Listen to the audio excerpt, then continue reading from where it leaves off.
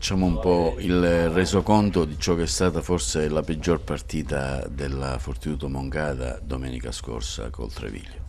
Sì, è stata sicuramente la nostra peggiore partita, anche abbastanza sorprendentemente perché con Casale in casa avevamo dato importanti segnali di recupero e di ritorno verso un certo tipo di rendimento e di gioco. Invece a Treviglio siamo mancati, non abbiamo mai avuto una reazione di squadra, abbiamo avuto delle reazioni individuali, delle fiammate individuali, delle giocate di qualche singolo, però come squadra onestamente abbiamo subito il loro ritmo, la loro aggressività, la loro precisione e troppo presto abbiamo subito un parziale che ci ha escluso dalla gara.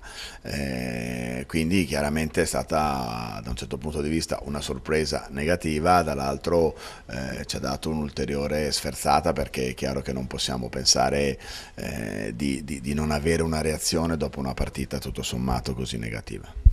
Passiamo ora al prossimo impegno con Rieti in casa. Solitamente in casa la squadra trova quelle motivazioni che invece fuori casa ancora non riesce a trovare. Quindi che partita sarà quella con il Rieti?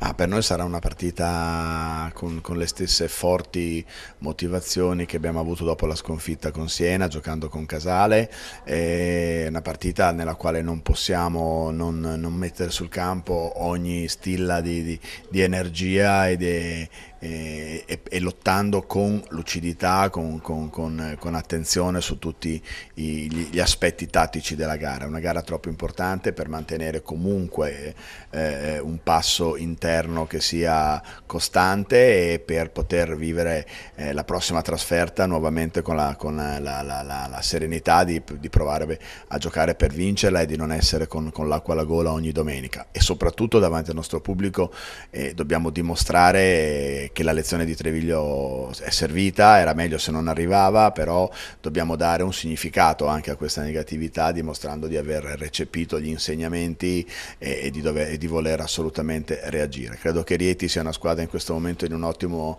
periodo di forma, un'avversaria difficile, ma questo deve essere solo uno stimolo ulteriore, non deve voglio dire essere un ulteriore freno, perché in questo momento siamo noi, ecco, quelli che dobbiamo dimostrare qualcosa.